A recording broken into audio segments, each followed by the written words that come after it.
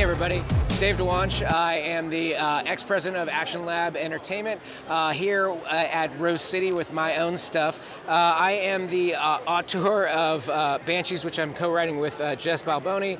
I've done Prom of the Dead, Double Jumpers, Cyrus Perkins and the Hot Taxi Cab, which is one of my favorite books, Infinite Seven, and I co-wrote Vamplets. I was also the editor on Princeless. Yeah, you know, I mean, recently I've been plotting and planning. I've got a few new projects coming out next year, and I have a video game coming out in October called New Super Lucky's Tale for Nintendo Switch. I was brought into the writing team. There are three of us on the writing team. Mia Goodwin, who was the writer of Tomboy, and John Riley, who is the writer of Herald. And the three of us kind of our brains made sweet, sweet all ages love. That's really weird. But yes, it's true. And we wrote the levels for New Super Lucky's Tale, which was on Xbox, now coming to Switch. We rewrote all of it. It's awesome. I hope you guys check it out. Today, we are going to go and visit some of my favorite friends, family, and creators here at Rose City. So buckle in, strap up. I almost said strap on, which was weird. This is a really weird interview, guys. This is going to be great. Come with me. Teleportation, here we are with Jason Martin. Jason has been my friend. Where'd you come from? Jason has been my friend for, I want to say, like, coming up on 20 years. Come on, no, not that old. Anyway, we started, I remember... 2005, so... 2005, we were at a show. 15 years, give or take. It was WonderCon in Oakland, back when WonderCon was not in LA, it was in Oakland. No, it was San Francisco. San Francisco? Yeah, this guy. Are you sure? I'm sorry, you're telling the story. You go ahead. A lot of hoochie. Do what you got to do. I remember looking at... It was the Moscone West. Jason was right across from me, and man, he had his stuff together. I was like, what a pro this guy is. I need me some of that in my life. So Jason published me under Super Real Graphics. We did a book called Gnome, and then as soon as we started Action Lab, Jason was one of the people that I knew that we wanted to bring in, and Jason runs the Danger Zone side of Action Lab. So Jason, what are you working? Oh, and also, we're spending the weekend together, so it's been a wild time. A real wild, like really eventful last night. I don't want to go into details. Like middle-aged dudes. Wild. Yeah. I mean, do you want to go to bed? There was dinner and beer. I mean, the tales we could tell. So, what are you working on now, man?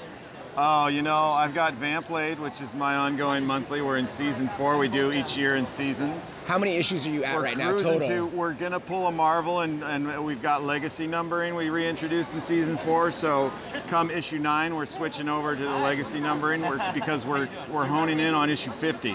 So issue 50. So I don't know if you guys know, but indie comics are really hard to get through even 12. So we just launched Amalgama Space Zombie off the heels of the Danger Doll Squad and her Origin miniseries that just came out.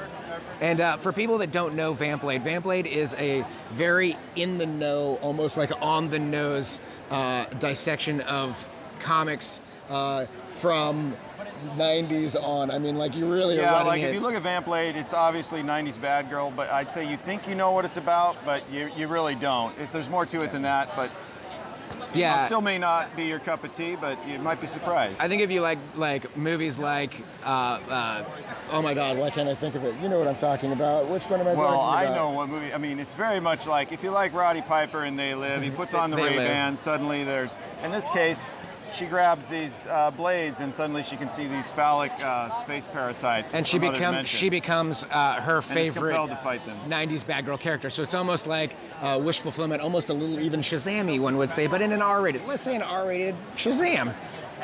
Yeah, it's pretty awesome. Jason. R-rated Shazam. R-rated Shazam. Yeah. That's a good one, right? So, yeah. Anything else you wanna plug while we're here? Don't say me. What, anything you wanna plug? Anything you're working on? I've got a Kickstarter coming up for a book called Swiss Army Woman, and lots of cool stuff with the Danger Doll universe at Danger Zone. Lots of cool stuff at Action Lab. Lots of great creator-owned books. Yeah. Check us out. Yeah. Yeah, it's ActionLabComics.com. Good group of creators doing awesome work. So yeah, check out all of the Action Lab stuff and Jason's stuff in particular. Teleportation. That's how we're doing it. I'm just jumping around the con. It's really weird. You're like Nightcrawler. Extremely high energy. I don't know how I'm maintaining right now. But anyway, this is Philip Stevie. Philip, Say hi to the fan. You just did. Hey, everybody. Hey, so you started in indie comics. You moved over. You did Tomb Raider. Mm-hmm. You were on Tomb Raider for a long, long time. Yeah, I did about 16 issues of Tomb Raider. 16 issues. Yeah. That's awesome. Yeah. So you just launched your own book at Dark Horse, Triage. Describe it for us, man. Yeah, so Triage is a sci-fi action adventure book. Oh, you got covers right there. It's about a nurse who wakes up in a outer space place with a superhero and a post-apocalyptic warrior, and they have to team up together to save all of existence, basically. That seems super high concept. Like when you were pitching it, was your pitch? They were like mind blown. Were you like, was it a tough row to hoe when you were like? It was the easiest pitch in the world. I had 3 character designs and a rough idea, and my editor was like, "That's cool. Write that down." How many issues are you going? It's a 5-issue miniseries. That's a lot to get into 5 issues, man. Yeah, it's every issue is packed to the gills. That's and you're writing and you're lettering. No, you're not lettering. You're writing, you're coloring, you're drawing. Yep, writing, penciling, and trifecta. coloring. Yep, Frank Vetkovic is lettering it, but I'm doing everything else. Is this the first book that you've handled pretty much? This is the biggest book that I've handled pretty much. I've done like a little indie, like self-published stuff, but like I've never done anything this big. Are you freaking out, or is it how are you juggling the work? I mean, like. Yeah, it's a lot of work. And I think more than anything, because I'm doing everything, it's like so emotionally investing. Like after like 10 or so hours a day, I'm just worn out because I'm running it through my head every possible way as I'm doing it. But I love it. It's been really fun and fulfilling. So, how far ahead are you in the process? Are you? Sure. Yeah. So issue 1 just came out last week, and I am 3/4 of the way through issue 4 right now. Okay. Yeah. So you're comfortable. You're not freaking out at all. I'm feeling the pressure with release and then multiple cons back to back. Yeah. But I'm still. Hopefully, we'll still be good. Tell me you're not like going back to the hotel room at the con and then working and crying into a pillow. No. Nope. Enjoying yourself a little. Breathing a little. Yeah. I've tried to work at shows before, and it's just so hard. Yeah. And the work's never with that same quality I can get at home. So when I'm at cons, I do con stuff. And this con is really interesting because I mean, you and I, we've traveled, we see each other all the time at cons. I'm a horrible creator in that like I'm up till all hours of the night.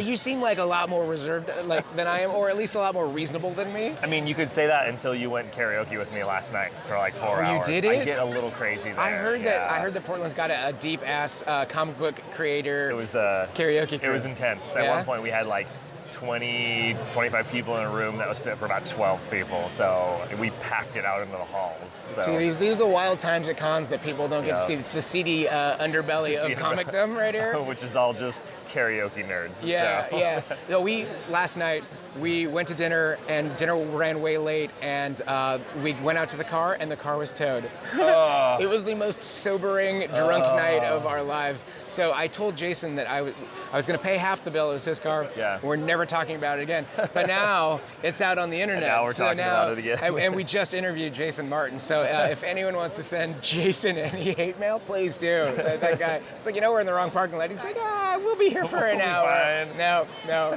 So yeah, we left the restaurant feeling great, and we sobered up instantly. So yeah. So what time did you guys knock around at the karaoke? We karaoke till after 1, and then we went back. So I got about 6 hours of sleep, which is good for a convention. Yeah. Yeah, I haven't been this crazy. I did Salt Lake Fan X last weekend, this one this weekend, then New York's in 2 weeks. So I was like, I got to pace myself because I'm. And all of this in the middle of production on a series that you're doing everything on. We're That's moving crazy. into a new house on Monday, so I was buying and selling a house and all this stuff at the same time. Why don't you adopt a quintet while you're at it, you weirdo? Well. Jesus. We went and found a family of raccoons. Right. We saved them. You're training them to color. We're training them. They're doing my flats and spotting my blacks. Right. Yeah. That's awesome, dude. It's nuts. Well, congratulations on the book. Thanks, You're dude. getting a lot of great reviews. I've been seeing online, and I cannot wait to read it. I'm a trade guy myself. Yeah. But yeah, I can't wait to pick it up, man. Cool, it's man. great. Next spring, the trade will be out. So here's my last question. Sure. You were talking about like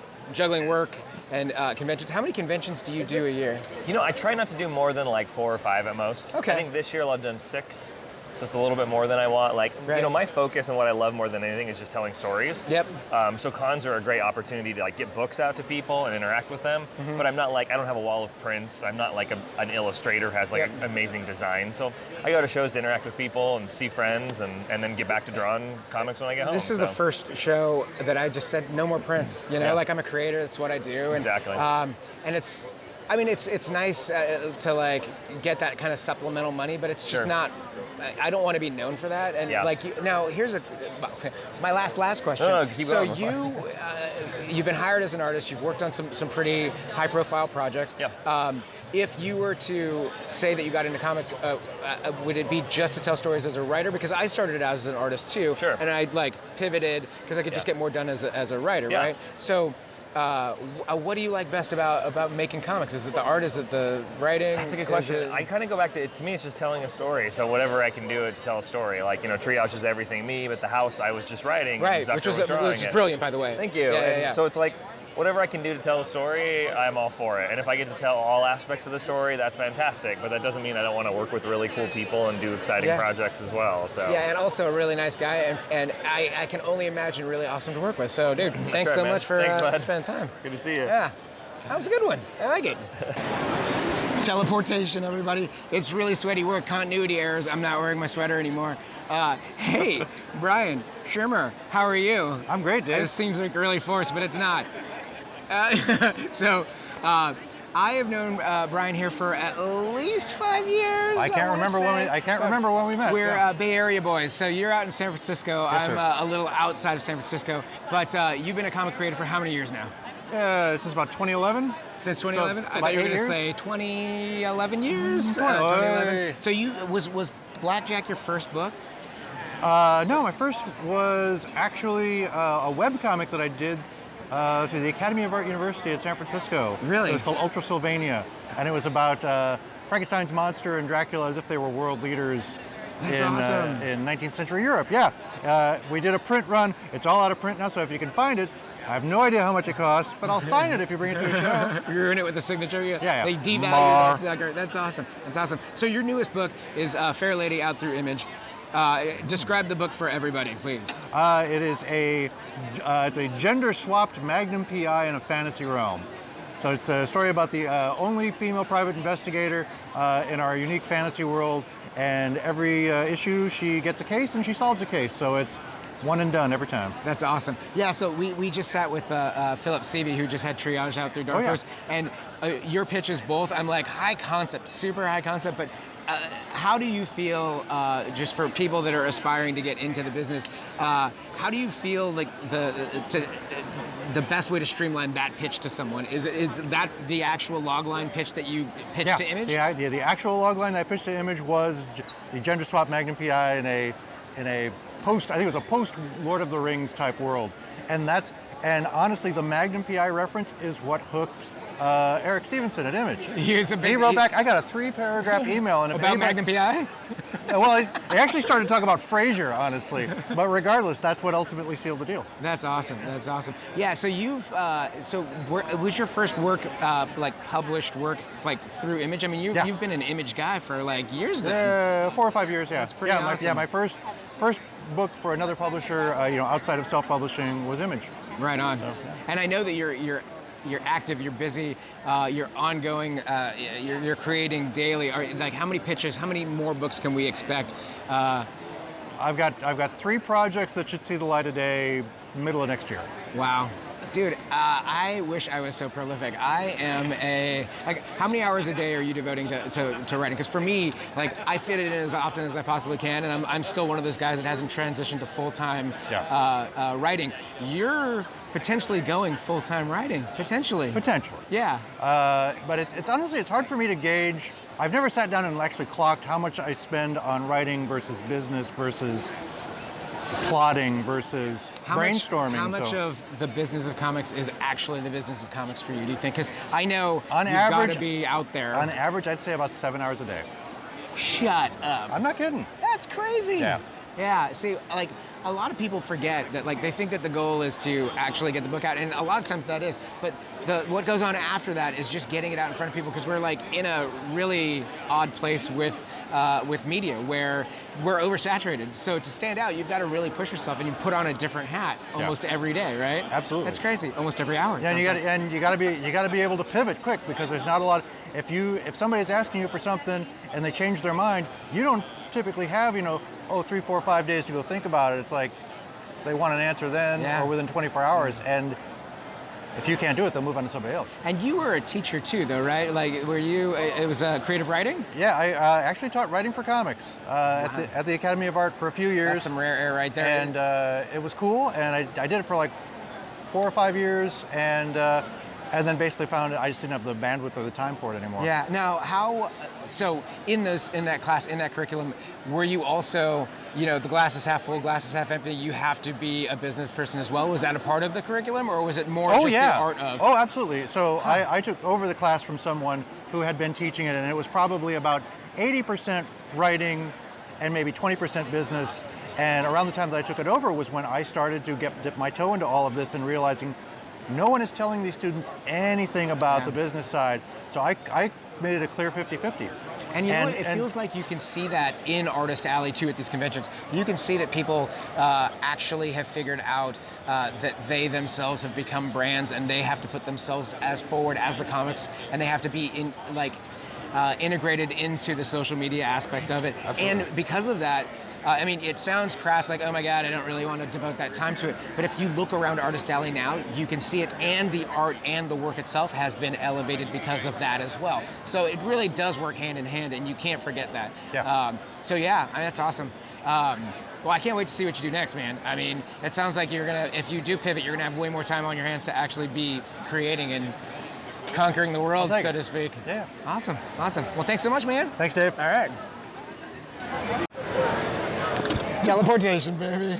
Hey, so this is my last interview. This is Justin Greenwood, who has been a longtime friend and like I said at the beginning of the interview sequence, friend and family. I've known Justin for like literally 20 years. I said that about Jason Martin, but I was just blowing smoke. I haven't That known wasn't really 20 years. It was like 18 and a half. I actually hate Jason Martin, but I'm pretty sure Dave and I are at least I'm gonna be revealing, but giving my age, I would say at least probably closer to 25 years. Wow, really? Okay. Yeah, and time. Not only that, but Justin and I have the same birthday, so every birthday I'm like, happy birthday to us, buddy. And like, It's a real love affair. We've had some really interesting times. I used to manage a comic shop, and Justin used to come in, and he was just this kid that was like, "Hey, I draw. We should work on a comic." I mean, that was really cool even then. But you were pretty cool. Yeah. You actually had you were like a hot Actually, rod it was guy. particularly not cool. He'd roll up in muscle cars, and I'd be like, "Who the hell is this little punk kid think he is?" Yeah. And he showed me stuff, and I was like, "Man, he's so good." And we briefly worked on a book called Ghost Town together. But then you jumped over to Oni. You've been working on stuff pretty consistently with Oni and Image. But the big announcement of the con, or I mean, even before that, is that you worked on a book called Stumptown, which is now a show. Now a TV show on ABC. Which is written by Greg Rucka, or the comic was. Yep. One of my buddies, it's a really small world, my buddy Eli is one of the producers on it, and he was like, "Hey, do you know anything about this Rucka book called Stumptown?" I was like, "I know the guy that's drawing that book." So it's a really small world. Small world. It's really weird. Yeah, we have the same birthday and grew up in the same town. It's really weird. But tell us a little bit about Stumptown. Tell us about the show. I mean, Stumptown is a PI story about Dex Perios, who's a private investigator in Portland, and she's a very capable person who has a really hard time keeping her life together, and so nothing really goes in a straight line. I think it's part of what makes her so interesting. And the show features Kobe Smulders playing Dex, and Jake Johnson. She's like the Chris Evans of female actresses. She's been in like a bunch of comic stuff. She was in Agents of S.H.I.E.L.D. She's rad. She's awesome. She's awesome. And I think the comic and the show feature her. She's the focus of a lot of it. So if she wasn't good, I think it probably wouldn't work so well. But it's fantastic. Like, it's pretty overwhelming how good it's actually turning out. And for those of you at home, it takes place, like Justin said, in Portland, and we are in Portland right now. So this is a hometown show. It debuted yesterday at a panel. Yeah, but the first time we watched it with other people in the room, which was pretty trippy. It's awesome. I abstained from seeing it because I'm going to watch it with my wife at home. Honey boo, I'll see you soon. So you've worked on some awesome projects. Tell us a little bit about some of the stuff you've worked on. The thing I came out with most recently was The Last Siege, which was like a medieval war story that we started off. It kind of felt like a Western with a stranger rolling into town, and the violence there's a fight that ensues in the first issue that grows and grows and grows, and by a certain point in that book, there's just this army descending on this dilapidated castle that can't possibly defend itself. So it's kind of against all odds story. It was really fun. And then actually this November I have a book coming out called Crone, and with Dark Horse Comics. Dennis Culver's writing it, and it's kind of like Xena or Red Sonja or something meets Unforgiven. Like the baddest sword fighter in the world has long laid her sword down and has to pick it back up to find the battle one more time. So, and you did the Hamilton, Alexander Hamilton. Yes, I did. Bio book. We did a biography of Alexander Hamilton, yep, for Penguin Random House Books. You've done like a lot of odd historical, like, or at least time period pieces. Recently, and a lot of them. In fact, I have another one I'm working on right now also that is rooted in history. It's not a history book, but it is absolutely historically accurate. Did you accidentally become that guy? I don't know. Hey. I mean, for a little while. Let's research. In the same way that I started off working on like The Fuse and Stumptown, which are absolutely more in the crime genre, and we'll be heading back there next year. But I don't know how that happened, Dave. I don't know the answer to that. So you are like, not only are you like one of my favorite people in the world, but you're one of my favorite artists in the world. Thank you. Who are your influences? Because I know who I see, and I know that you and I have discussed it, but I'm sure some of the fans at home that are familiar with your stuff would love to know who you kind of put on the pedestal, man. On the pedestal, that's a tough one. I think the people who have left the longest impression, I mean, like for the longest period of time, were probably like John Paul Leon and trying to think of Eduardo Risso. It's a big one. Michael Avon Oeming. I was on a panel yesterday talking about crime comics and Powers, and thinking about the first time I read Powers and how impactful it was. Yeah. Art style and Stray Bullets the same way. Like art that was very unconventional, but had a lot of energy to it, and in stories that I could really relate to, no matter how crazy they got. Right. Yeah, I mean, and I think that's the thing about crime and crime noir comic books. There's a lot of shade, a lot of light and dark, right? High contrast. So like an Oeming, even like to a certain degree. I mean, people grew out of the Toth legacy of comics, probably. Right. I mean, not on purpose, but it certainly was what I gravitated to. Right, and Rizzo, I mean, especially, right? Yeah, I mean, for me, like Rizzo, like the way he lays out a book. His compositions are just insane. Yeah, and I remember when we were like kind of growing up in comics together, before this guy just skyrocketed like a crazy man. I'm pretty sure Dave recommended 100 Bullets when it came out. Because in the shop. I was working in the shop, so yeah. I mean, I'm pretty, and I think that might be true of Wasteland also. Wow. And then you worked on Wasteland. And then I worked on Wasteland. That's so weird. That's so weird. Yeah. See, like I said, man, small world in this comic book, comic book world, man. But anything you wanna let the people know that you're working on? Anything? Yeah, I mean, keep an eye out for Crone from Dark Horse Comics in November, and check out the show sometime on ABC. I'd appreciate it. It's in November already? You're doing Crone in November? Yeah, it's coming out. Wow. The first issue comes out in November. I'm already working on it. Yeah. Wow, that's awesome. All right. Well, hey, thanks for cruising the con with me, guys. Until next time, hopefully you like this, and hopefully I wasn't, too offensive. You know how I get, bro. I think you were wonderful.